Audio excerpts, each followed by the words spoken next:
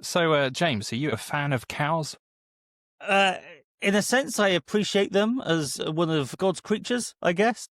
Yeah, yeah. I mean, I quite like cows. I think that's fairly uncontroversial to say on the podcast. I don't think we're offending any demographics by saying cows are good. They look good. They taste good.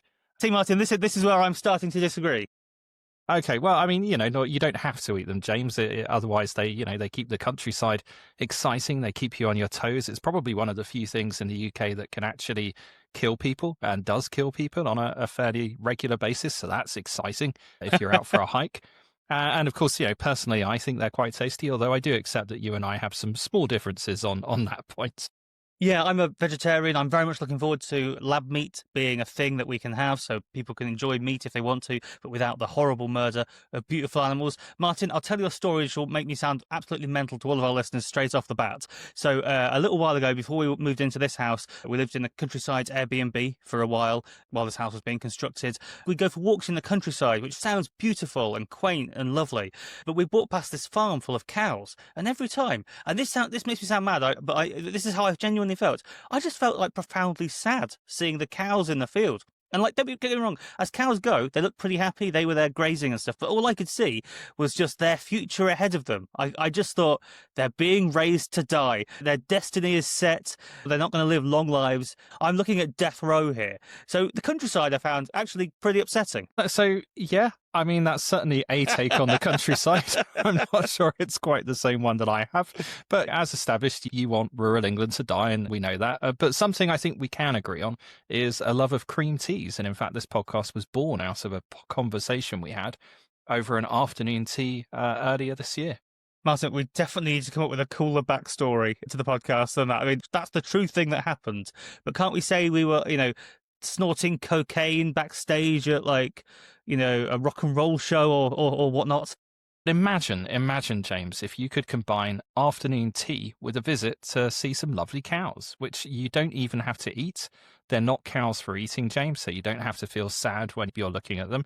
You can just kind of watch them and pet them if that's your sort of thing. You can even apparently brush their hair like a sort of a My Little Pony. Sounds like a pretty pleasant day out, right? Yeah, I mean, I imagine cows are pretty gross in real life, close up, but in principle, that sounds adorable.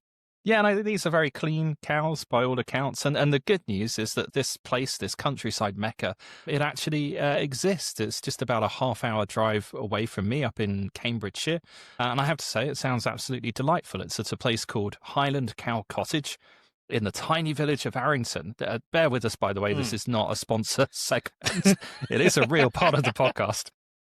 But for about £40, you too can go and visit them for the afternoon, and you can get the full Highland cow experience, James. You can feed them, as I say, pet them, and afterwards you get taken to a kind of cow-themed igloo or a sort of a plastic dome, and you have afternoon tea with a glass of Prosecco, which is fantastic.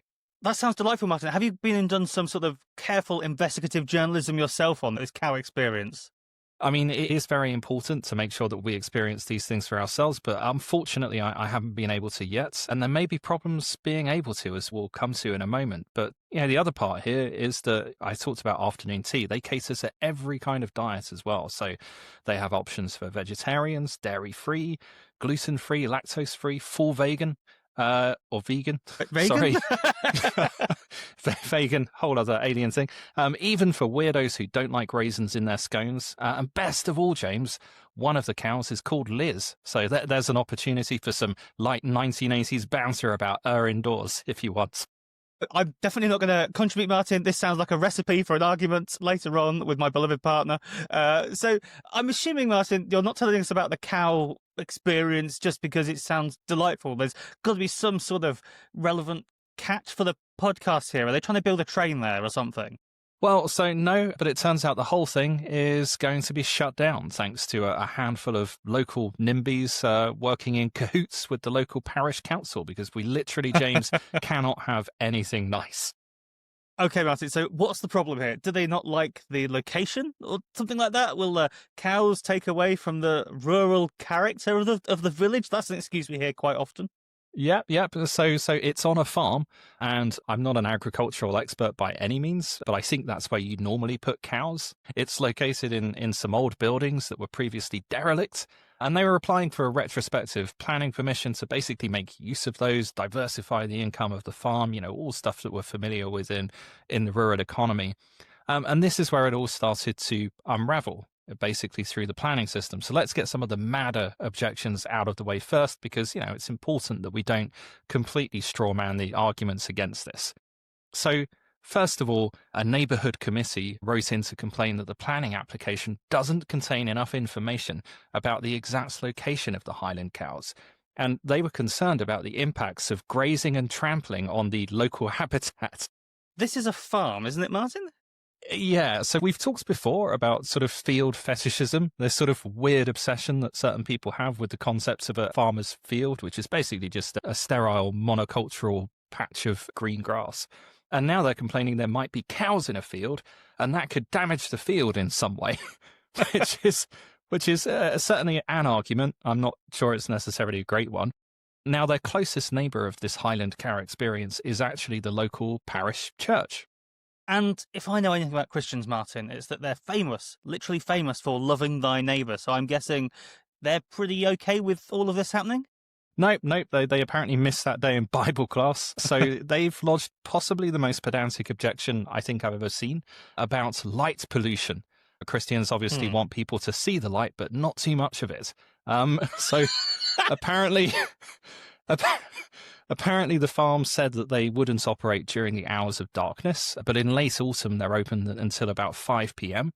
And the church complained that by that time of year, technically, it does just about get dark by 5 o'clock, and therefore the pods and the bar were lit in the hours of darkness. Now, to put this in context, these pods, I had a look on Google Maps, they're roughly 150 meters away from the church, and there are 2 rows of trees and a large field in between. But apparently, according to the church, this has the potential to impact on the quietness and dark space of the church and churchyard as a place of peace for all, which is like, what, are you worried about the local goth community hanging out in the graveyards in the evenings? Like, most churches do not require a 300-meter diameter noise exclusion zone around them.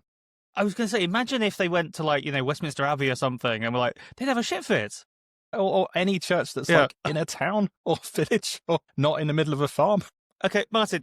So like I said, these are the silliest objections, but we're an objective, serious podcast here. We're not just going to take the piss. So what are the more sensible reasons that people are opposing, well, I'm going to keep calling because I think it's a funny phrase, a cow experience? Well, we haven't quite dredged the bottom of this one yet, James. So actually, probably the silliest objection is that one person wrote in to complain that they've seen badgers in their garden, and this can only mean that the cows have driven them away.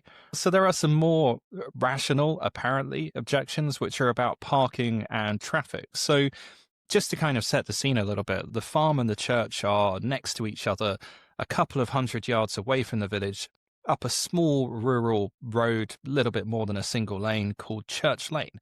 And so if a lot of traffic goes up that lane, that could definitely be an issue, right? And so there are various ways that you could get around this, but whatever the farm proposes, they can't win.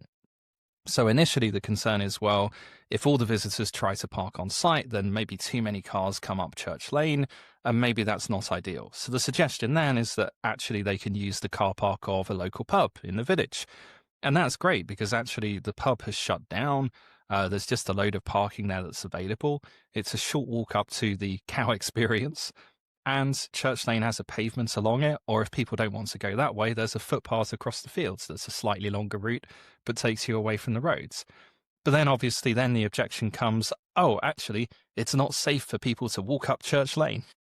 Am I right in thinking that the church is also on Church Lane as well? How do people get to that? Yeah, exactly. And the church makes the exact same objections, even though they obviously apply to the church itself. So I suppose they're just like, well, we were here first. We were here in literally 1250 AD, so 775 years ago. And I guess they feel like they got dibs on that spot. Do you think 800 years ago there were some druids just a few hundred meters away, furious that someone was trying to build a church, and they were saying, oh, it's going to ruin the local character of our big runestones or something like that. Yeah, I can't believe you've got this giant steeple looming over our henge. We were trying to, keep this peaceful, and now all these bloody Christians are coming up the road chanting and singing hymns, and like we can't get a moment's peace. What the hell's going on? Like, I'm sure whoever was the parish council equivalent in medieval times was absolutely livid about this. But I suppose one thing they wouldn't have had to have dealt with back then is car parking, at least. Although I guess horses, you've got to put them somewhere. But so car parking is the sort of next kind of battleground, I guess. So residents are complaining that car park is always full, that cars are parking along the streets, that basically the village is inundated with a plague of tourists in cars, just blocking up the whole place. So I guess that sounds pretty annoying, to be fair. I mean, how many tourists are we talking about here? Is this the Disney World of North Cambridgeshire cow experiences? The Universal Theme Park of Cambridgeshire. No, I mean, by local village standards, it is a remarkably popular attraction. There's a lot of love for it in local Facebook groups, but we're talking about several hundred visitors per month, and they're open for about 20 days. There are only 6 of the pods that you can have your afternoon tea in. So we're talking maybe 20 to 30 people, like maybe several cars. Like, the idea that this is somehow choking the life out of the village is basically nonsense. And some of the objections that try and sort of play up this looming Carmageddon are kind of unintentionally hilarious. Someone writes in to say, I was walking along Church End and I noticed the car park outside the church was full with 4 vehicles in it. 4 whole vehicles, James. I'm just trying to imagine anyone else having problems as sort of trivial as this. It's like, what a great life these people must have. Exactly. And I mean, I think it's important to say this isn't representative of local opinion even. So actually there are comments on the planning application from long-term residents. There's a couple who are former parish councillors themselves who've been in the village for 30 years. And they tell a very different story. And one of the things they point out is that the village of Arrington is near Wimpole Hall, which is a big National Trust estate. They have, amazing lights up at Christmas and a very popular attraction throughout the year. And they point out that most of the congestion in the village has actually happened because Wimpole started charging for parking a couple of years ago. And this basically caused issues in the town a long time before the cow experience opened, because basically there's a footpath that goes directly from the village into Wimpole Estate, so people have just started parking there instead. So even if the parish council managed to get the cow experience shut down and have the cows sent off to, I was going to say live on a farm, but who knows where they're going to live at this point. Even if the parish council ends the cow experience, this doesn't actually improve the parking? No, and I mean, probably the most likely outcome for the cows, I'm sorry to say, is that they end up in a steakhouse. It's actually, I mean, bizarrely, like, Wimpole Hall has a long history of neighbourly disputes with surrounding villages. So after the war, World War II, it was actually owned by Rudyard Kipling's daughter, Elsie Bainbridge, and she apparently got so annoyed by local villagers bringing picnics to the landscapes gardens that she had her servants make her own picnic and then went and ate it ostentatiously on one of the local villagers' lawns. So Wimpole very much continuing in the same kind of fuck you village spirit today. But yeah. So do we actually know what's going to happen to the cows now, Martin? Is that it for them? So they're going to move to a nice new cow home, James, don't worry. And they're going to try and set up the cow experience elsewhere. But actually, this probably would have happened anyway, because the truth is, even if the objections hadn't succeeded, even if the cow experience had managed to secure planning permission, they probably would have moved anyway, because it sounds like they were subjected to basically a campaign of like harassment from a handful of nightmare local NIMBYs. They were constantly being reported to animal welfare, trading standards. Apparently, letters were even sent to the Highland Castle Society. And on all of these fronts, they had an impeccable record. They were well regarded. They had, very good standards of animal welfare and hygiene. They're a business that lots of people loved. But at some point, why would you stay in that kind of environment when you're getting such a horrendous experience and so much harassment at the hands of a few ridiculous local villagers? And so the experience will move on. And the village has lost its tea room, to the annoyance of actually quite a few residents who are now complaining all over Facebook about why is this business being shut down. This is sort of infuriating, Martin. Why do people just go after something that's so nice and harmless? This just seems like a nice thing which no longer exists because of some assholes. Yeah, and this is why I wanted to bring it to the pod this week, because for me this is the textbook example of something we've touched on a few times previously. We've talked about field fetishism. It is this kind of weird toxic relationship that a certain type of person has with the countryside or with rural England, almost like an overprotective parent that sort of won't let their child go. The houses along Church Lane, which is where a lot of the objections seem to come from, I'll be honest, they're pretty large. Some of them are gated mansions, and you get the sense that these people came to the village not because they really wanted to be part of a thriving, growing community, but essentially they wanted to come and live somewhere that was basically dead and devoid of life. But the fact is, the countryside isn't dead. In the same way that cities need constant activity and renewal and change to survive, villages and rural communities need the same thing. And if you try and stop that, if you try to preserve them in aspects, then at best what you're creating is a sort of museum or an art gallery. It's basically another National Trust property or one of those postcard villages like Castlecombe or something. But in reality, if you try and do that, most of the time you're just killing the community. And I think the irony of this is if you look at somewhere like Arrington, this village wouldn't even exist if it wasn't for the fact that hundreds of years ago, it was on the main road from London up to Cambridge and a coaching inn was built there. And that drew in traffic and money and visitors and economic activity and life and farms that shapes the local landscape. And it's so weird. It's like this toxic relationship that these people love their dead, sterile village and empty farmers' fields so much that they basically just want to strangle the life out of it.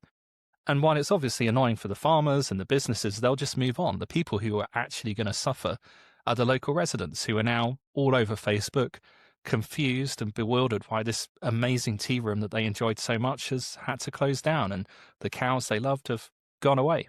I tell you what, Martin, we are going to support this cow experience. That's the official position of the Abundance Agenda podcast now. And if anyone listening goes now to their podcast clients and subscribes to our show, make sure you're subscribed and share it with people, that sort of thing. For every new subscriber we get, we will rescue one cow. That's the promise we are making. And let's be honest, possibly breaking, but one cow we will save for a cow experience. And if we can't rescue the cow, we'll eat a cream tea. Basically, that's Plan B. So we'll try and rescue as many cows as possible. But if we can't, we'll just have a loss of cream teas. But that will also support local businesses, so it's all good.